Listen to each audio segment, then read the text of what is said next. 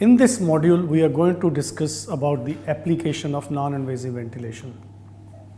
Non-invasive ventilation, as you're very well aware, that it is the augmentation of ventilation without a conduit access to the airway. That means without an endotracheal tube or without a tracheostomy tube. It has a lot of advantages. You don't put a tube inside, so there is no side effect of tube. Patient can speak, patient can swallow. You don't require sedation, patient can be mobilized. The chances of getting ventilator associated pneumonia are also less. So the learning objective of my talk are to learn the indications and contraindication of non-invasive ventilation, to learn the various ventilators which can be used for non-invasive ventilation, to understand various modes which are very peculiar to non-invasive ventilation, and to learn how to apply non-invasive ventilation on the bedside, and to learn the complication of NIV and their solutions.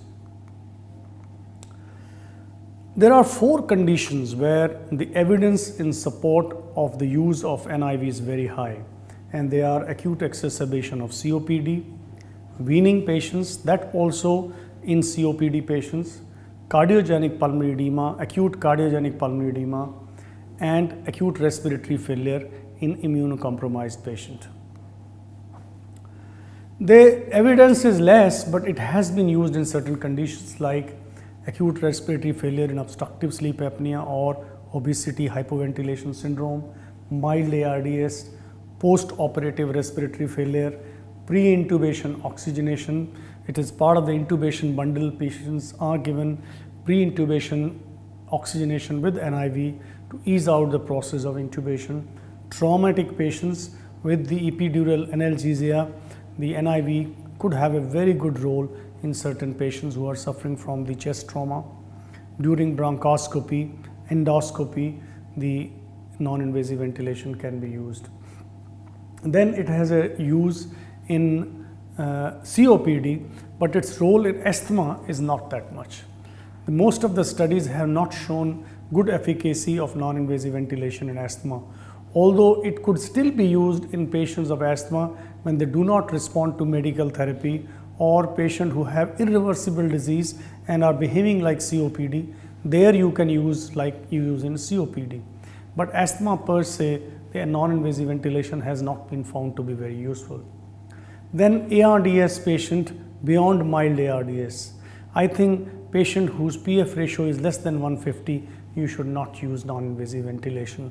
The problem with non-invasive ventilation is that it gives you a false sense of security, and you feel the patient oxygenation is maintaining, and in that process sometimes you delay the intubation and it increases mortality in these patients. Post-extubation respiratory failure, that also is more useful in COPD and in patient who had a high risk of when you applied non-invasive at the beginning, right? Patient, when you started applying NIV, patient had a high Apache score or had acute cardiogenic pulmonary edema. There, these patients, if they got intubated, then probably you can use non-invasive ventilation. Then there are certain patients where you don't want to intubate because they are suffering from terminal illnesses or chronic severe illness like COPD or chronic severe congestive heart failure. In these, and the family and the patient decide not to get intubated, you could give non-invasive to give them comfort. Pneumonia, again, when pneumonia develops in COPD, it is useful, but otherwise in a moderate severe pneumonia, one should not use non-invasive ventilation.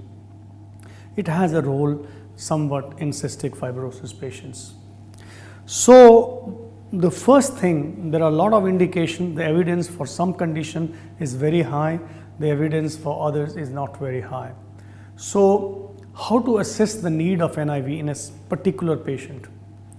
The clinical criteria are, he's got tachypnea, his respiratory rate is more than 25 per minute, he's using his accessory muscles, or there is abdominal paradox.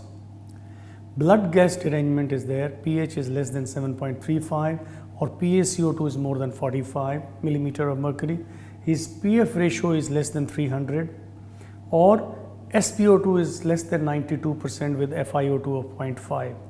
If any of these 2 or 3 criteria are present, that patient could be a candidate for non-invasive ventilation if the use of non-invasive ventilation in literature has been found to be useful in that condition. It is important when to use non-invasive. I think it is even more important when not to use non-invasive ventilation. When you don't have a availability of a trained personnel, when you can't fix the interface, like facial abnormalities, facial burns, facial trauma, facial anomaly, or fixed airway obstruction. These are almost absolute contraindications for non-invasive ventilation.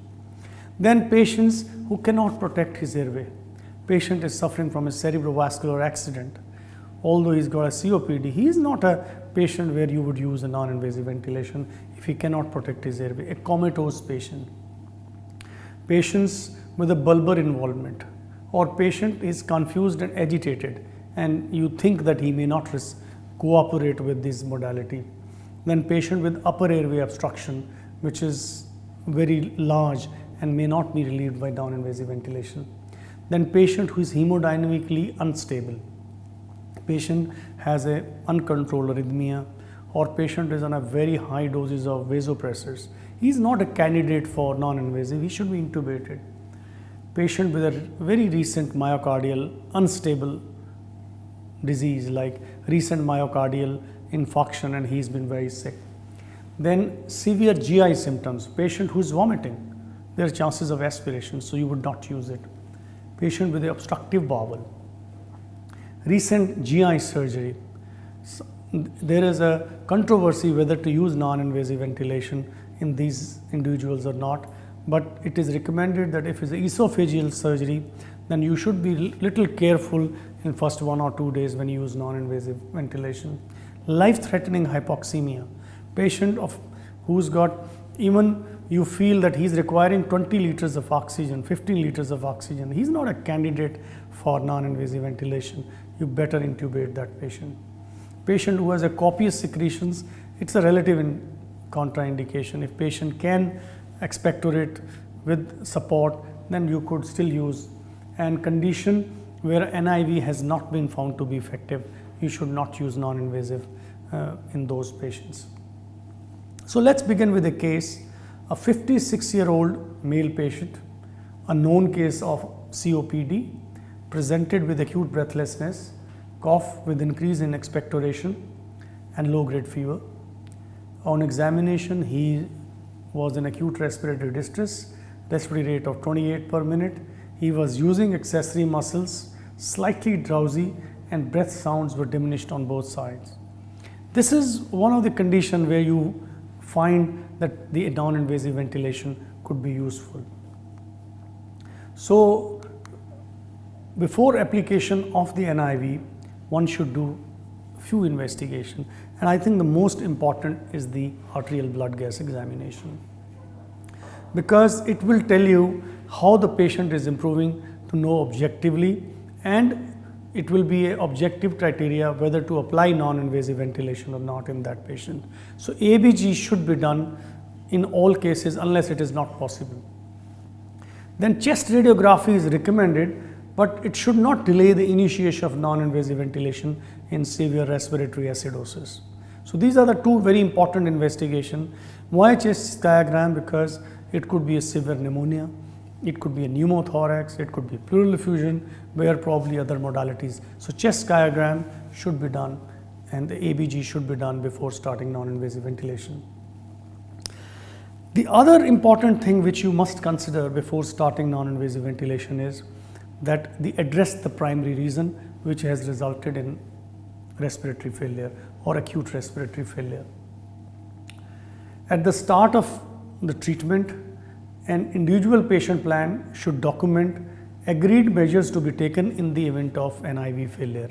What I mean is that you should document everything, what you are going to do if the NIV fail, and what would be your criteria when you consider the non-invasive ventilation has failed. Now the next step is, when you want to apply the non-invasive ventilation, how to choose a ventilator, which ventilator would be useful for applying non-invasive ventilation. When you choose a ventilator, it should easily trigger into the inspiratory phase in response to patient effort, preferably flow based. It is easily cycled to the expiratory phase The machine should be able to cycle easily to the expiratory phase in synchrony with the patient breathing. It should have adequate flow to meet the patient demand, 60 to 100 liters per minute. Pressure preset modes are the common one which are used for applying non-invasive ventilation.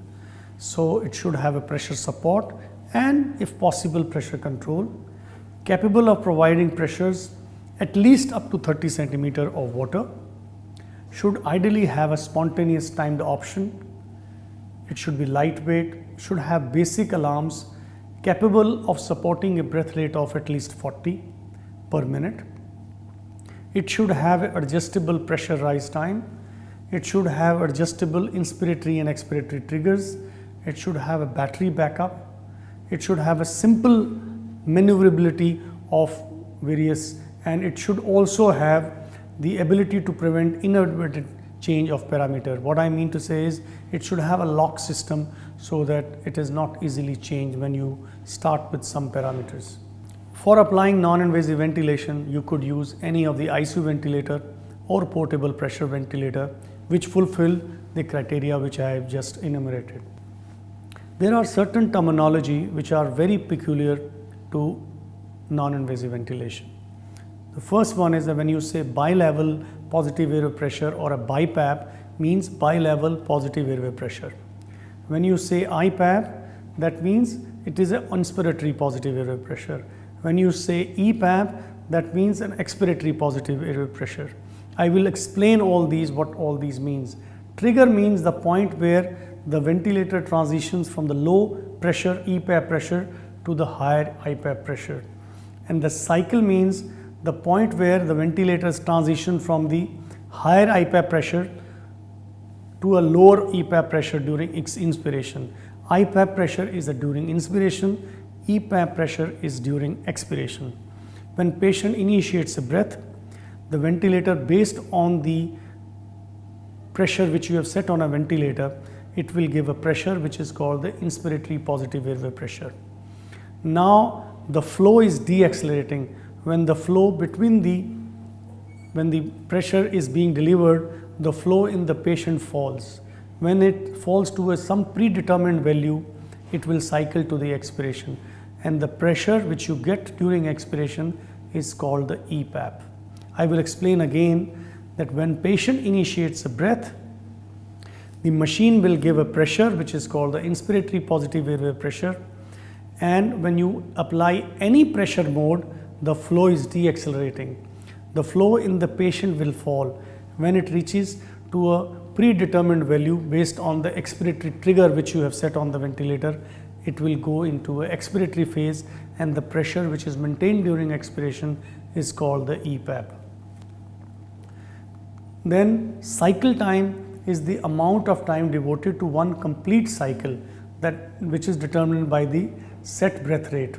That means this 60 divided by the respiratory rate, that will give you the cycle time per breath. And the inspiratory time or I time is how long the ventilator stay at the IPAP pressure. And the rise time is the length of time it takes the patient to reach at that pressure. Like if patient initiates a breath, when the time from the lower pressure to the IPAP taken is called the rise time. The pressure support is the difference between IPAP and EPAP is the pressure support. All these terminologies which I am talking about are used for providing pressure support ventilation. What does the IPAP do? IPAP improves the ventilation, and also if it improves ventilation, that means it increases tidal volume. Similarly, EPAP, it maintains all through the expiration. This is the lowest pressure which will be there during ventilation. It will keep the alveoli open like a PEEP in a normal ventilator, an ICU ventilator. So it will improve oxygenation. It will open up the upper airways because it maintains that pressure. So the upper airway will be open, and it will ease out the triggering mechanism to the patient. And it also neutralizes auto PEEP. If patient has auto PEEP, if you give about 80% of the auto PEEP, it will neutralize and it will ease out the triggering of the ventilator by the patient. And as I said earlier, the difference between IPAP and EPAP is a pressure support, which on an ICU ventilator is pressure support as such. And EPAP in an ICU ventilator is like EPAP. EPAP and PEEP, they are both the same thing. So when you say pressure support, it is IPAP minus EPAP on a ventilator, and when you say EPAP, it is like PEEP on an ICU ventilator. The rise time, I will just explain what rise time means. Rise time means is the time taken from the EPAP to IPAP level. And in obstructive patient, you prefer a short rise time. That means the time taken from EPAP to reach at a IPAP level, it can vary from 100 milliseconds to a 400 milliseconds. In restrictive pressure patient, you prefer a long rise time. It can go from 300 milliseconds to 600 milliseconds. Most of the portable pressure ventilator, they will not name it as a seconds. They may give some numbers like 1 to 4, where 1 means 100 milliseconds and 4 means 400 milliseconds. So you must ask the manufacturer what these terminology mean, whichever portable pressure ventilator you are using. Then there is another terminology called the ramp. The rise time was the rise from EPAP to IPAP in a single breath. Ramp is a feature which makes the target pressure reach comfortably. Like suppose a patient is not tolerating, let's say 12 by 8, 12 IPAP and 8 EPAP. He is not tolerating when you start. So what you can do is, you can start with a lower pressure and you give a ramp of 5 minutes. That means patient will take 5 minutes to reach at your 12 and 8 pressure. That's called the ramp. Ramp is to make the process of reaching the target pressure comfortably. So EPAP and IPAP will gradually increase to the prescribed level during the set time. That's called the ramp. So how to set up the respiratory rate? You keep the respiratory rate 2 to 3 less than the patient rate. That's very simple. And for setting the inspiratory time, many of the portable pressure ventilators, they may just ask you time. You can just give the time, or in some of the ventilators, they may ask you percentage of inspiratory time. So in obstructive patient, you keep 25 to 30% TI, and in restrictive patients, you keep 33 to 50% the inspiratory time. Then this is a graphic to show how the portable pressure ventilator performs.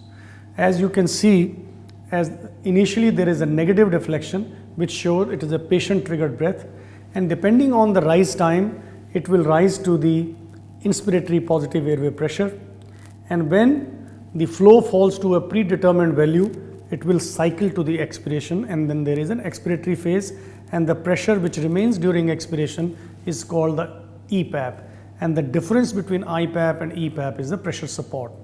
If patient does not trigger the ventilator, you get a machine breath where the inspiratory time will be determined whatever has been set on the ventilator, and the rise time would be same as in the patient triggered breath. Then now I would talk about the modes of ventilation. Pressure target or pressure preset ventilators are the device of choice for acute NIV. Both pressure support and pressure control modes are equally effective, but most of the people prefer the pressure support, and you should only use the ventilator which are designed specifically to deliver the non-invasive ventilation, which can be a portable pressure ventilator or a ICU ventilator with a NIV mode. Why do we prefer pressure target? There are various reasons. One is that pressure delivered to the patient is constant, and this will avoid the sudden and uncomfortable pressure increase that occurs with the volume control. When the volume is delivered, there is sudden increase and the patient may not tolerate many times. Then pressure target ventilators compensates for the air leak, which is inevitable consequence of the interface used with the NIV, because there is always a leakage with the mask you apply to these individuals. So these portable pressure ventilators or the NIV mode, they're all leak compensated. What I mean to say leak compensated, depending on the amount of leak, the flow in the ventilator will increase to maintain that pressure. So that's why this is another reason why pressure target modes are preferred. And the EPAP or PEEP which you give in these individual, it flushes the exhaled carbon dioxide from the mask and distal ventilatory tubing. So this is another advantage with the positive pressure throughout. So we have come to the conclusion the pressure target modes are the commonest mode to be used, and why people prefer pressure support. Although there are no trials which have shown that which has compared the pressure support with the pressure control, but we have more experience with the pressure support, so most of the clinicians use pressure support to begin with as a mode of ventilation. Now, what are the modes of ventilation which you used in non-invasive ventilation? There are some modes which are peculiar to the non-invasive ventilation, particularly in a portable pressure ventilator. The spontaneous mode, the spontaneous timed mode, and the timed. The spontaneous mode means that patient triggers, he gets the pressure which you have set on the ventilator, but if patient does not trigger, he does not get anything. So this is totally dependent on the patient. If patient does not trigger the ventilator, he is not going to get breath. That is what is a spontaneous. Spontaneous timed means when patient triggers the ventilator, he gets a breath from the ventilator, but if patient does not trigger, then he will get a time breath from the ventilator. So he is ensured of a backup. So that's why the spontaneous timed. Then the time is when patient does not initiate the breath, or when you want to give the controlled breath which does not bother about the initiation by the patient. If you set up a rate of 12 in a time mode, the machine will give 12 breaths at a 5 seconds. So it does not care about the triggering from the patient. So that's the time mode. These three modes are very peculiar to the portable pressure ventilators. I'll try to explain them in the more detail. So in the spontaneous mode, the ventilator delivers assisted breath in response to patient inspiratory effort, and if patient fails to make an adequate inspiratory effort, no ventilatory support is delivered. If you want to see on the graphics, as you can see, the time is on the x-axis, pressure on the y-axis, and as patient triggers from the EPAP, he gets a pressure, and when the flow falls to a predetermined value, it will cycle to the expiration. So inspiratory time is determined by the patient, and then it will go to expiration. This is a spontaneous mode. If patient does not trigger, he is not going to get any support from the ventilator. Spontaneous timed is also, some people call it assist control. A backup rate is set by the operator. So if the patient respiratory rate becomes slower, then the backup rate will start and machine determined breath will be delivered to the patients, or which will be a controlled breath. Now, if the patient breathes faster than your backup rate, so all patient triggered breath will be delivered. But if patient breathes slower than the backup rate, then few of the breaths could be a timed breath for the patients. Proportion of controlled and assisted breath often varies depending on the patient's state of alertness and the respiratory drive. Let's see on this graphics. The time is on x-axis and pressure on a y. When patient triggers the ventilator, he will get the IPAP pressure which you have set on a ventilator. If patient does not trigger, he will get the pressure from the ventilator without even triggering. But the difference between two breaths is, in the spontaneous breath, the inspiratory time is determined by the patient. As the flow falls to some predetermined value, it will cycle to the expiration which you have set on a ventilator. In the time of this pressure which patient gets, the IPAP pressure patient gets during inspiration, the time he'll get will be what you fix on a ventilator. So inspiratory time in a controlled breath is determined by the machine. The inspiratory time in a spontaneous or the patient triggered breath is determined by the patient. The time mode, also known as the control mode, but the ventilator will deliver breaths at a rate set by the operator regardless of the patient inspiratory effort. So if you set up 12 breaths per minute, it will every 5 seconds it will give a breath. This mode is practically not used in acute respiratory failure, because if a patient has condition like this, he will better be ventilated. Then this is a graphic showing that as you can see, patient is trying to trigger, but he is getting all the breath which are controlled, and the inspiratory time of all the breath is being determined by the machine. Pressure controlled ventilation is the term used to describe a mode in which the operator sets the inspiratory pressure, the length of inspiration and the inspiratory rate. So they could be patient triggered or a machine triggered. With all breath, patient will get a pressure which you have set on a ventilator. The inspiratory time will also be determined by the machine. This is the difference between a spontaneous timed and the pressure control. In pressure control, all breath which are initiated by the patient, they get a pressure. The inspiratory time is determined by what you set on a ventilator. But in a spontaneous time, patient initiates a breath, he gets a pressure. In a spontaneous, the inspiratory time is determined by the patient, the fall or flow to a predetermined value. But the time breath the which patient gets is determined by the machine, where the inspiratory time of that pressure patient will get will be determined by the machine.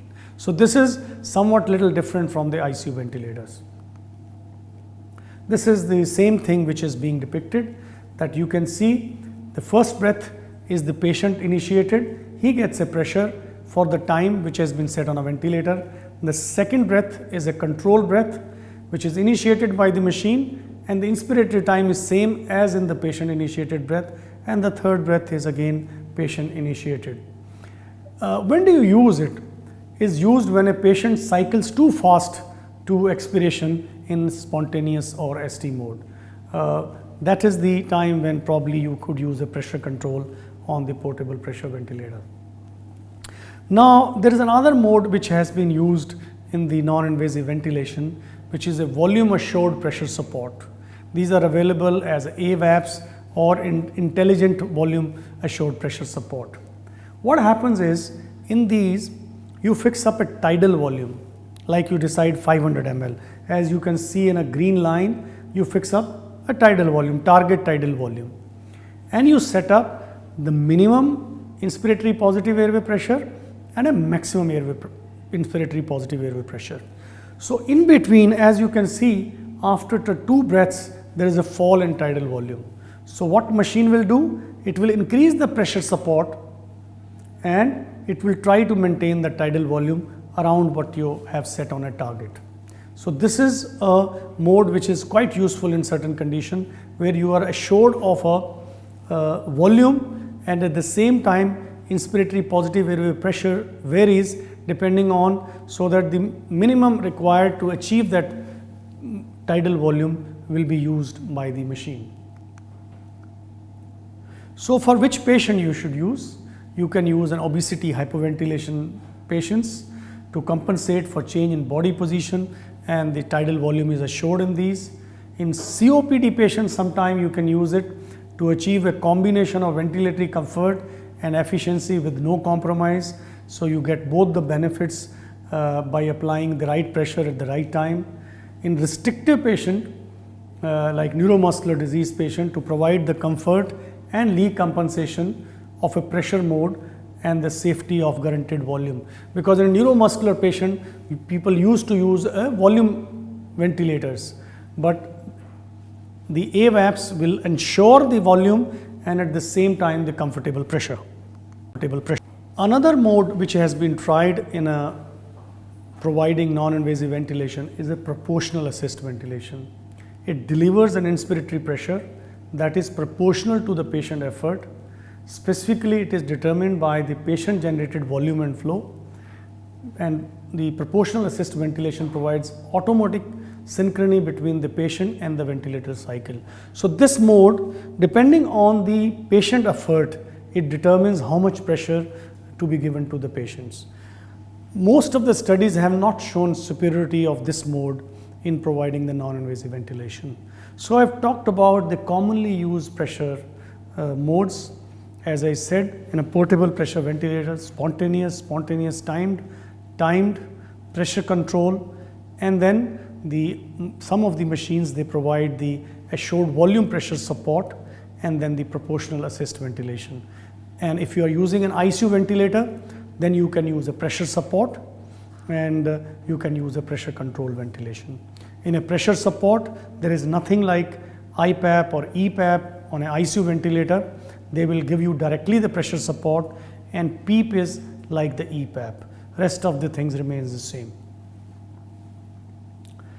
The other thing which is very peculiar to non-invasive ventilation or the non-invasive ventilator is that they do not have a double limb like an ICU ventilator, separate inspiratory and expiratory limb. They have a single limb which provides the inspiration to the patient. If you see this cartoon, there is a device which delivers the flow, which creates a pressure, and then there is a mask, and there is a fixed leak in the system. It could be in the mask, there could be a separate valve which is responsible for expiration when the patient is on an EPAP. And there is a single hose, there is no separate expiratory limb for expiration.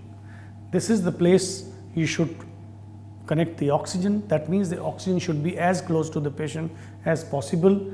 And the humidifier, this is the place where the humidifier is put, and the nebulizer is also put near the mask when patient receives a nebulization. Then one would think that since there is a single limb, there will be problem of carbon dioxide rebreathing. But because of these, this is the advantage of the non-invasive ventilator when you give a EPAP, that these fixed leak will allow the expiration or will allow the leak of the air.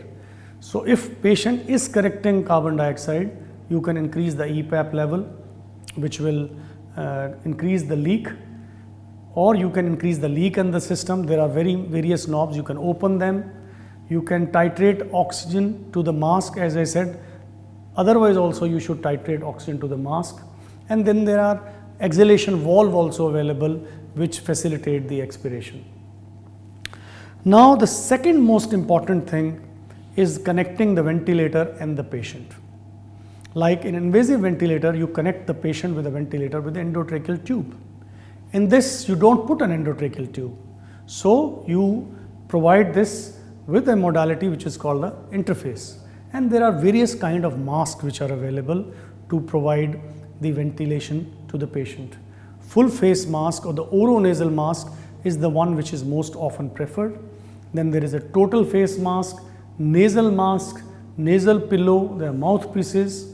Then there are helmets. So I'll just show you some of these. So this is a picture of a nasal mask which is comfortable to many of the patients feel comfortable with nasal mask.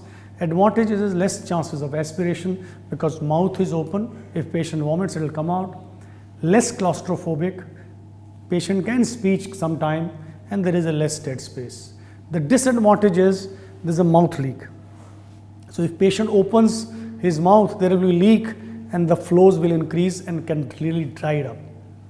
And less effectiveness with nasal obstruction, and it can cause mouth dryness if patient keeps the mouth open. Then this is a picture of an oronasal mask, most often successful in critically ill patient. So this is the modality which is used in a critically ill patients. This is a picture of various masks which are available, but one should try to use the mask of a same company with the same kind of portable pressure ventilator to avoid the problems with the trigger mechanisms. This is another example of an oronasal mask, and this is a total face mask used sometime where patients have a problem with the oronasal mask, particularly the nasal bridge necrosis. And this is a picture of helmet which sometimes people prefer. This is in a patient who does not tolerate any kind of mask. This could be tried, but if you use with humidifier, then there is a raining and you can't see anything out of this. And some people do prefer this in providing the non-invasive ventilation. How to choose a full face mask should usually be the first type of interface used. This is the recommendation by the new guidelines which have been published recently. But good amount of mask and different sizes should be available, and the staff involved in the non-invasive ventilation practices need training in the experience of using them. Otherwise, if you apply mask which is of not proper size, there will be leakage and ineffectiveness. And the non-invasive circuit must allow adequate clearance of exhaled air through an exhalation valve, as I said earlier, or an integral exhalation port on the mask, because if you close these, patient will collect carbon dioxide. For a non-invasive ventilation to be successful, you require three very important things. One is a proper selection of the patient. Don't use discriminately in every patient because he is breathless, where its utility has been proven and there are clinical criteria for its use in acute respiratory failure. Then the second is choosing a proper ventilator in a patient who has developed acute respiratory failure, and a proper interface. If there is a fine tuning of these three factors, then only your non-invasive ventilation would be successful. So now let me tell you how to set the portable pressure ventilation application to a patient. So first is a mode. So set the ventilator preferably in a spontaneous time mode, and most of the portable pressure ventilator have now the spontaneous time mode. Then explain this modality to the patient. Don't be in a hurry to fix up the mask on the face of the patient. If it's the first time, he's just going to throw out. If it is the first time patient is being applied with a mask, you explain him, show him that I'm going to apply this, the air is going to come, it's going to ease out your breathing. And don't try to tighten the headgear because he's going to throw it. Just hold the mask with your hand, and then whenever you start, use the smallest size of mask which fits in properly, so that to minimize the leak, and allow patient to acclimatize to your lower pressure which you have started. How much pressure to start? You start with an IPAP pressure of 8 centimeter and EPAP of 4. Inspiratory time in a COPD patient, the maximum inspiratory time is 0.8 to 1.2 seconds, and in obesity, hypoventilation, neuromuscular disease or chest wall disease, you set up the inspiratory time 1.2 to 1.4 seconds. IE ratio 1:2, that means 33% inspiratory time. In OHS, neuromuscular disease and chest wall disease, you set a IE ratio of 1:1. Set a backup rate of about 12 to 16. Set a fast rise time to begin with, about 100 to 300 milliseconds. Attach oxygen at least 2 liters per minute. Hold the mask with the hand over the face and do not fix it. That's how you initiate, like this. Now you see whether a patient is triggering the ventilator or not. Suppose patient is not triggering the ventilator. That means he has either, if it's a COPD patient, he has a lot of auto PEEP, or there is obstruction. So what you do is, to elevate this, you increase the EPAP, which will open up the alveoli, but particularly if you give the EPAP, which is 80% of the auto PEEP, it will ease off the triggering of the ventilator, or if there is an upper airway obstruction, that will also be relieved. So you increase EPAP. As much you increase EPAP, also increase the IPAP, so that the difference at least remains 4 centimeter of water. Now if the patient is triggering all his effort, so you leave your EPAP at that level. Okay, now patient is triggering and that is your EPAP. Now how much to give IPAP? It depends on the tolerance of the patient and leaks. Like you give a pressure support in a ventilator, you decide based on your target how much tidal volume you need. So you increase IPAP 1 or 2 centimeter of water and see how it's tolerating. Because you can give initially the maximum pressure it tolerates, or there are no major leaks. Most of the times the leaks will start as you increase the IPAP. Don't be in a hurry for a high pressure because PCO2 is high. the comfort of a patient is very, very important. So you increase the IPAP which patient tolerates, or there are no major leaks. And after that, if patient is accepting, that's the time to tighten the head strap. Now, when you are titrating this, you will find suddenly the oxygen saturation has fallen down, because you started at 2 liters and the flows are high, and the SpO2 can fall, because oxygen supplementation in a non-invasive ventilation or a portable pressure simple ventilator depends on the oxygen flow rate, pressure setting of IPAP and EPAP, patient breathing pattern, mask selection, leak rate, and site where it is added. So all these factors will determine how much oxygen patient gets. So most of the time you titrate it to the SpO2. So once you set the pressures, you increase the flow, which gives you a saturation of 88 to 92%. One of the other advantage of non-invasive ventilator is that it allows you to use high oxygen flow because you are ventilating that patient to maintain the saturation of 88 to 92%. And the other thing is, the oxygen should be as close to the patient as possible. And as the gas exchange will improve and there will be increased alveolar ventilation, there could be a increased requirement of FiO2, so which you need to increase the flow, and that's why all the time you must titrate it to the SpO2 rather than to the flow. In the more advanced portable pressure ventilators, they allow you to give the FiO2 and they allow you to decide the FiO2 in the ventilator itself. And of course, in ICU ventilator, you decide the FiO2 which you will give it to the patient. Now the tolerance and acceptance of the mask and the pressure setting depends on a lot of factors. Degree of upper airway obstruction and intrinsic PEEP, what is the respiratory drive and wakefulness of the patient, ability of the patient to trigger the device, then how much pressure support you have kept, how much is the airflow resistance, compliance of the resistance respiratory system, and the inspiratory time. All these will determine the tolerance and acceptance of the mask to the patients. Then there are alarms which are available.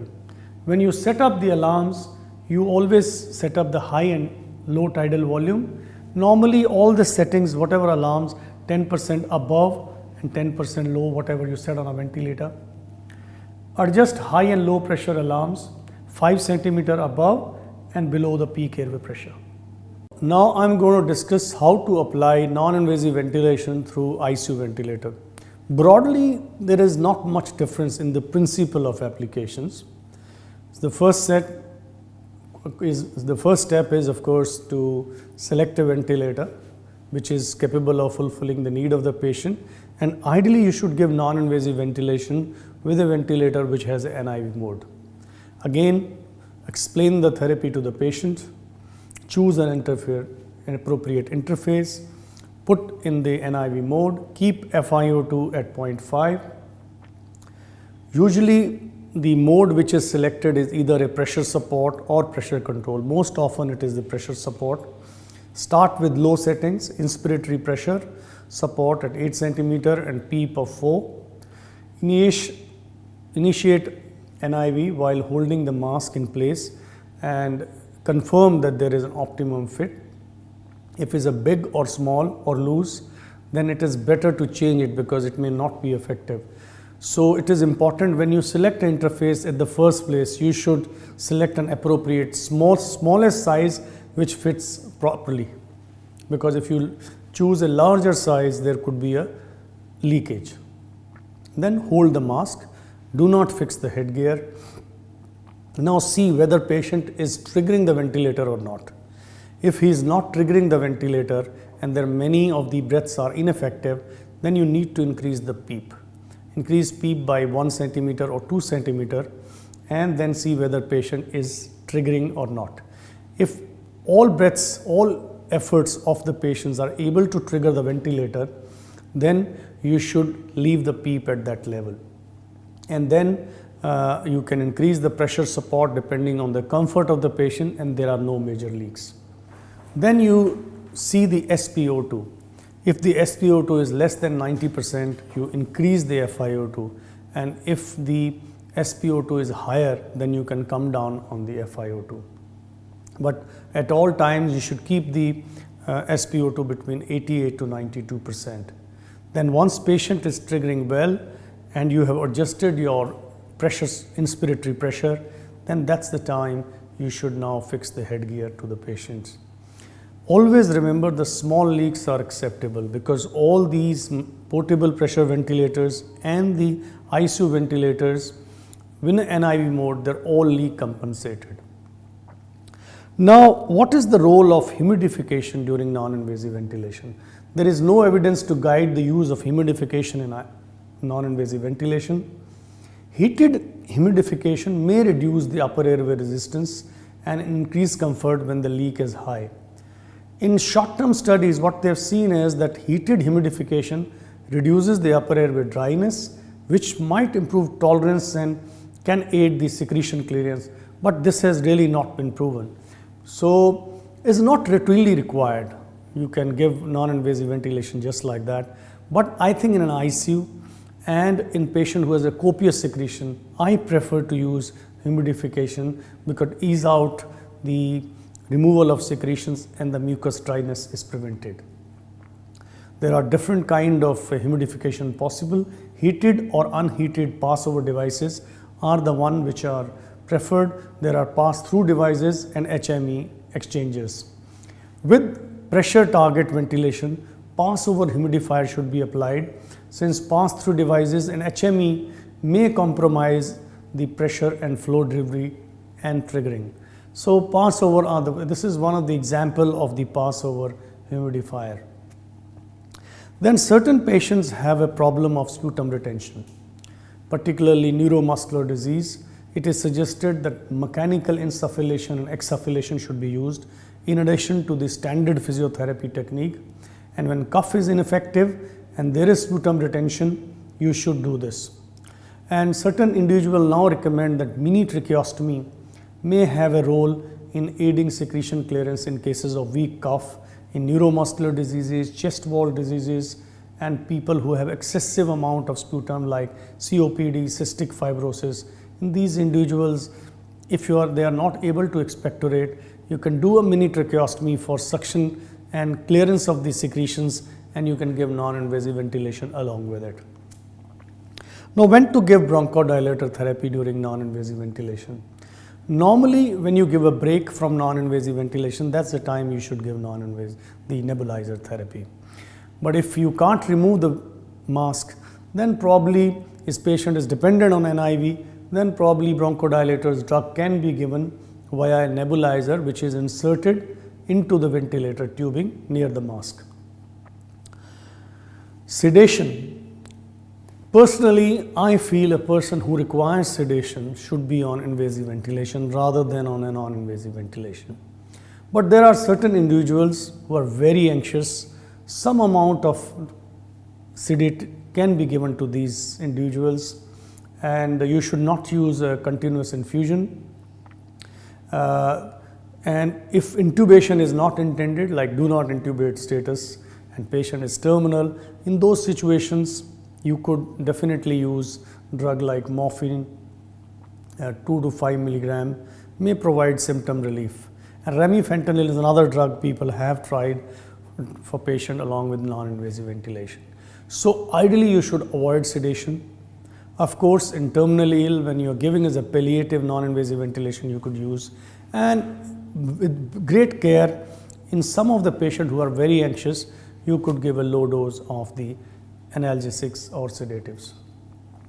Now, what to monitor during non-invasive ventilation? I think the most important thing which you need to monitor during non-invasive ventilation is the comfort of the patient, the mask comfort of the patient. Never force a patient to use the device against their will, because if you force them, it's going to fail. Then the other thing which you need to monitor is whether patient is tolerating your ventilatory settings or not. Is there any respiratory distress? Even on a non-invasive ventilation, has the respiratory rate come down? Has the heart rate come down? So these are the vitals which you need to monitor during non-invasive, and then see the sensorium. Is it improving or is it deteriorating? Then, are the accessory muscles still being used in spite of your non-invasive ventilation? And look for the abdominal paradox. A patient on non-invasive ventilation should not have an abdominal paradox. Only then there will be a relief to that patient. Oxygen saturation should be continuously monitored, and you should have 88 to 92%. If you have available, you can monitor transcutaneous PCO2 in these patients. ECG monitoring is normally advised if the heart rate is more than 120 and you are giving in the ward. Definitely you should monitor the rhythm in these patients. Otherwise, a patient who is in the ICU or an HDU, you are anyway recording the rhythm of the patient. Then ventilatory parameters should be monitored. If you have a high-end non-invasive ventilator which can give you the ventilatory parameters, or you are giving with the ICU ventilator, you can monitor the ventilatory parameters. Look for the air leak. You know, some amount of air leak, as I said, it's a leak compensated machines, because if there is a leak, the flow will increase to maintain that pressure. But if there is a large leak, you should try to readjust your mask so that the significant leak is not there, or come down on pressures. You know, don't be in a hurry to decrease the carbon dioxide. The acceptance, the comfort of the mask is very, very important to the patients. So if there is a major leak, you come down on the pressure, or see if you can refit the mask to avoid that air leak. See the adequacy of pressure support, as I said. If there is any problem, just come down on the pressure support to these patients. See the adequacy of PEEP, see that there are not many ineffective breaths in that patient, and the tidal volume, if you can monitor, about 5 to 7 ml per kg should be the aim in these patients. And look for the patient ventilatory synchrony. To control pH and PCO2, you manipulate the minute ventilation. So if the PaCO2 is still high in spite of your non-invasive ventilator, what you are going to increase is the IPAP pressure, or the difference between EPAP and IPAP, to give more pressure support, which will increase the minute ventilation and which will decrease the carbon dioxide and normalize the pH. Similarly, if you want to bring up the PaO2, then you have to manipulate the oxygen delivery and VQ match. So you have to adjust in these patients FiO2 and PEEP. See, the PaO2 or the oxygenation is dependent on FiO2 and mean airway pressure. The PaCO2 is dependent on minute ventilation. So if you want to decrease PaCO2, you have to increase minute ventilation. If you want to increase PaO2, you have to either increase FiO2 or you have to increase the mean airway pressure. And mean airway pressure is maximally affected by PEEP or the EPAP level, so you need to increase that.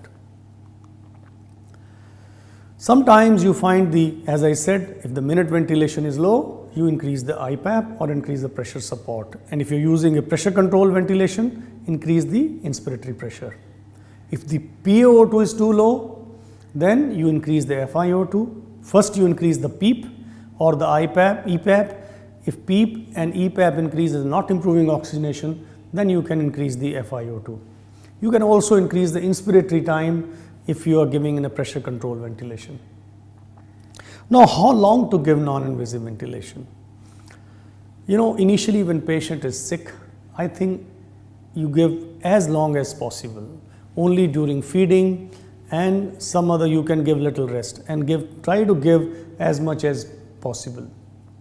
And when there is normalization of pH and PaCO2, that's the time you can give little brief off to the patients. And time should be maximized in the first 24 hours depending on the patient tolerance and or complications. Then when patient is all right and he is doing well, then you can give him longer offs in the following 2-3 days. Depending on the PaCO2, self-ventilating, and you have addressed the primary condition, you can do that. Now, when to discontinue the non-invasive ventilation, like you have it is important that you apply non-invasive ventilation to patient, but I think it is even more important when you to discontinue, when you know that it is no longer useful, because it's very important. If you delay the intubation or invasive ventilation, the mortality in patients is high. So if there is a worsening mental status, if there is a deterioration in pH and PaCO2 and patient is becoming drowsy and the pH is coming down, PaCO2 is going up, there is a refractory hypoxemia, you remove the mask for a minute and the SpO2 falls to 75, 80, the patient is not tolerating in spite of your effort the mask, and patient who was hemodynamically stable has become hemodynamically unstable. In these conditions, you should discontinue and convert this patient to invasive ventilation and intubate them. The complications with the non-invasive ventilations are very less as compared to the invasive ventilation, because that is the advantage of the non-invasive ventilator. But there are certain complications, like minor complications are common and serious natures are very rare. Patients should be frequently assessed to identify potential complications of non-invasive ventilation. Care is needed to avoid over-tightening the mask. One of the most common complication which I have seen in last 20 years, even today you see the nasal bridge necrosis, because over-tightening of the mask, because there is a little leak, as I said, some amount of leak, it is compensated. It should be comfortable, and there are masks now which make it comfortable. So try to use a new mask for a patient in acute respiratory failure, and unless he is using a mask at home, and then don't over tighten it. It is extremely important for the air seal to be tight. Ulceration and pressure necrosis related to the local sign effect commonly occur at the bridge of the nose. So protective synthetic covering may help to prevent the skin breakdown and ulceration on the bridge of the nose. So these are the things which can be done. Then another side effect which is seen sometime is the air leaking. As you can see, the mask is fitted on this patient, but still there is some air leak, and this is the thing which sometimes is not possible to fit it properly, and it can lead to problems. If there is an air leak, what happens is, there is the ventilator, as I said, will increase flow to maintain the inspiratory positive airway pressure or pressure support in ICU ventilator.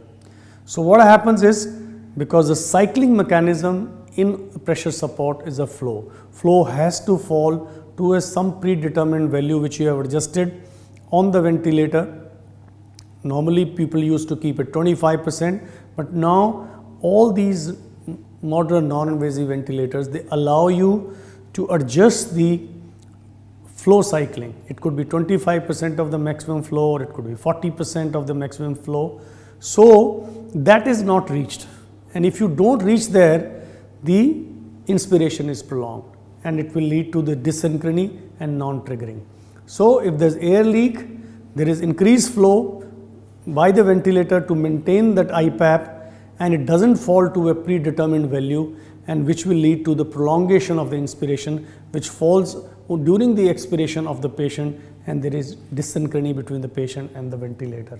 As you can see in this normal, as you can see, there is a cycling on the left side, and on the right side with leak, the inspiration is prolonged and it is falling on the expiration of patient, and there is a dysynchrony. So what can be done to this?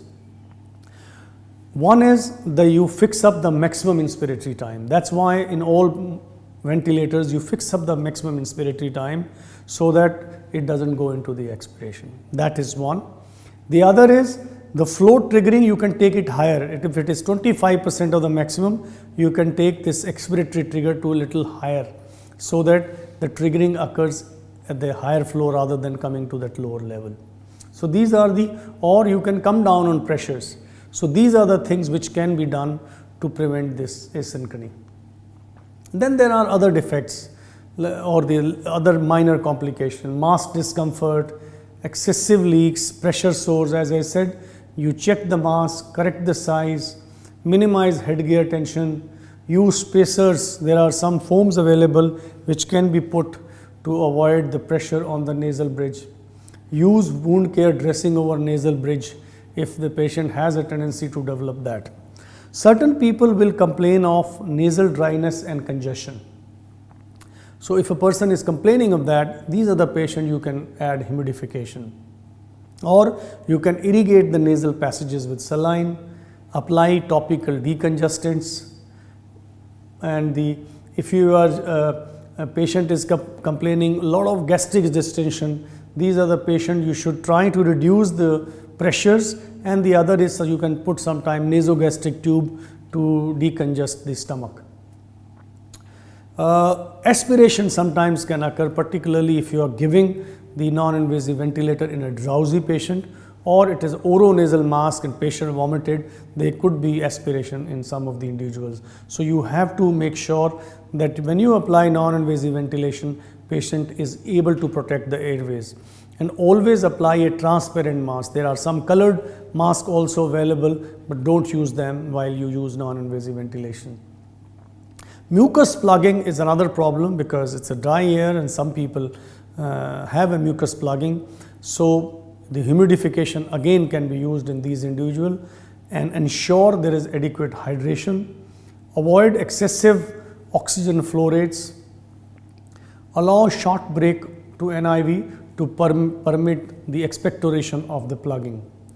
If some patients develop hypotension, that means you're giving very high pressures, and what you can do is you give them some IV fluids or decrease the pressure at that time so the patient does not develop hypotension.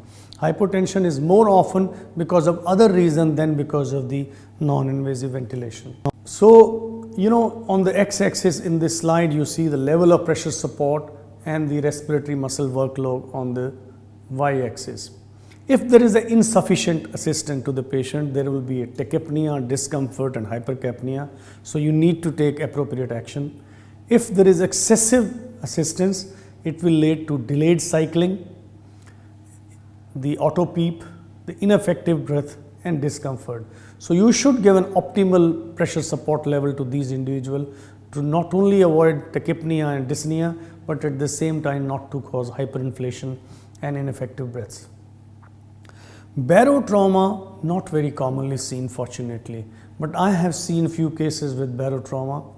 It's very low, of course, during NIV then as compared to the invasive ventilation. Has been described in COPD, in patients with ARDS, patients of interstitial lung diseases, patients of cystic fibrosis and some neuromuscular diseases.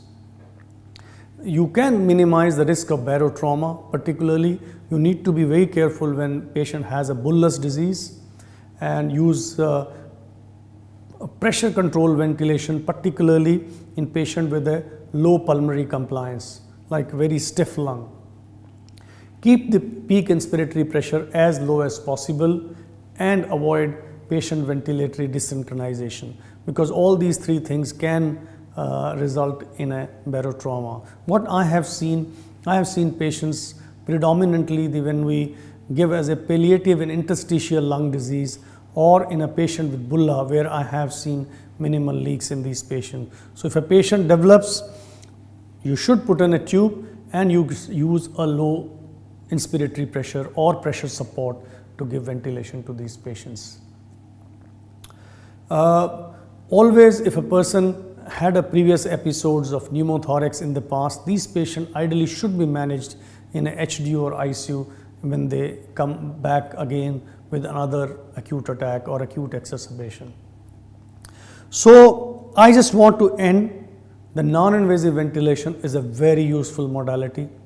It has saved many lives, but it is important for us to select the right patient, right interface and the ventilator. It is this is a triad of these three which really determine the success of non-invasive ventilation. And of course, you should have a dedicated team in your department who knows about these to have a maximum effect. Is associated with frequent uncomfortable or life-threatening adverse effect, and patients should be thoroughly screened beforehand to reduce potential severe complications. Rule out contraindications. Monitor closely for comfort, air lead and asynchrony. So I just want to end, NIV is healing when used judiciously, and it is hurting when used non-selectively and inappropriately. Thank you very much.